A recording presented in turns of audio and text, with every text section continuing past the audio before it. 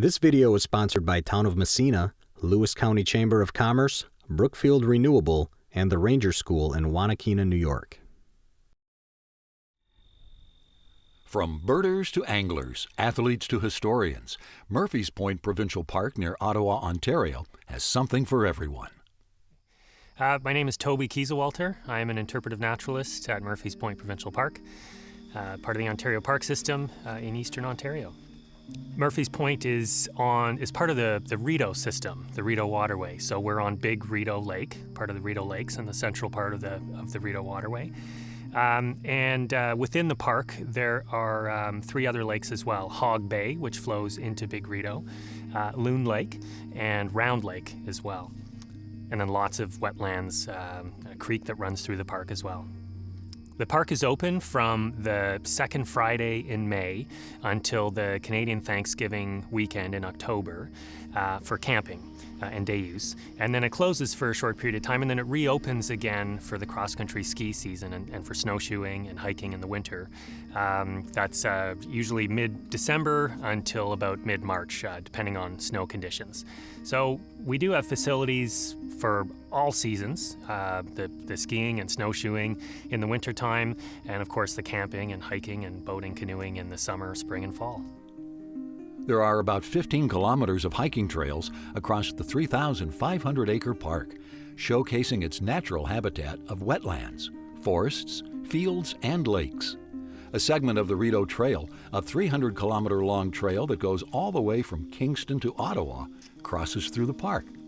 Whether you're looking for a relaxing stroll by the waterfront or a challenging hike through the forest, there is a variety of hiking trails at Murphy's Point. In the late 1800s and early 1900s, Eastern Ontario and into Western Quebec was one of the mining capitals of the world. There was a small-scale mining boom here for a few different minerals.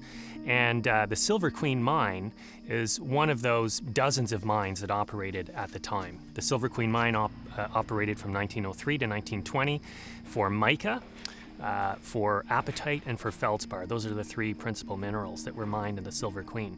And mica was really the main one. It was used, and still is used today, as an insulator in the electrical industry. So companies like General Electric came up and invested in the mines in this area in the early 1900s. And so we operate tours of the Silver Queen mine. It's one of the only mines that I know of in Eastern Ontario that is open to the public on guided tours. So in the summer months, in July and August, we operate about 3 tours a week. That includes our Sunday morning open houses in July and August, and then other guided tours. And you get a hard hat, you go down into the mine. It includes a trip into the restored miners' bunkhouse as well. And we really try to give a snapshot of what life was like during the mining boom, the miners that live there, and of course the really spectacular minerals, colorful minerals that were part of that mining boom. So people can sign up for a mine hike. You just have to call the park directly, or if you're camping here, just sign up for a mine tour. We can accommodate groups of up to about 90 people at a time down in the mine, and it's a great way to explore the heritage of Eastern Ontario. If you see a park naturalist wandering around the park with a cloth bag that appears to have something inside, don't be alarmed. Murphy's Point participates in an Adopt-a-Snake program, where visitors of the park can adopt one of the park's gray rat snakes, Canada's longest species of snake. And I recognize not everybody likes snakes, but we do here at Murphy's Point, and this is pretty much the northernmost range for the gray rat snake, which is Canada's longest species of snake. They get up to, in the park, we see them up to 6.5 feet long.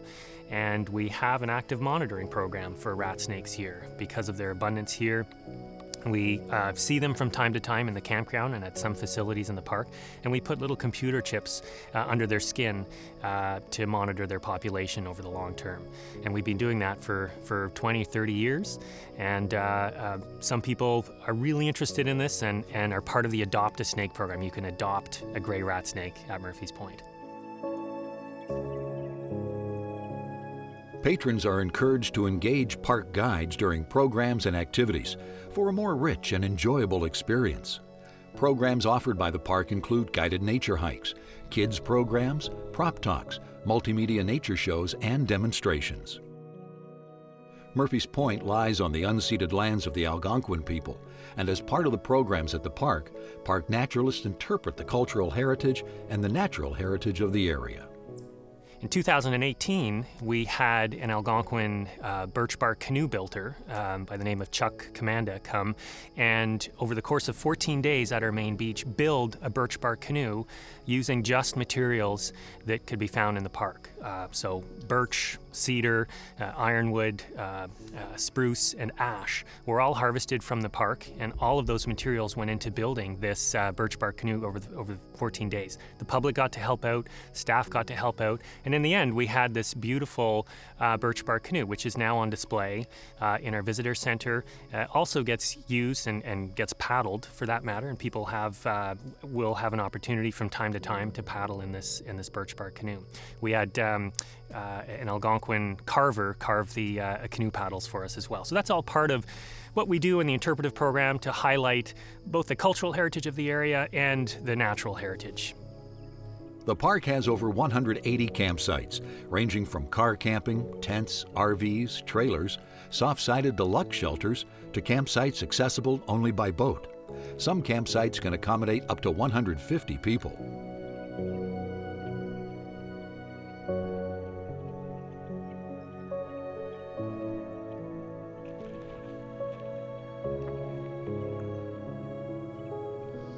We have a store that supplies basic groceries, bread, hot dogs, eggs, milk, those sorts of things, snacks, lots of snacks, ice cream, and the store also is your place to buy firewood and ice, canoe rentals, stand-up paddleboards, kayak rentals, life jackets if you need an extra life jacket for your own canoe. It's a nice little picnic area right next to the store, so it's a great spot to come up for an ice cream on a hot summer day and just have a little picnic.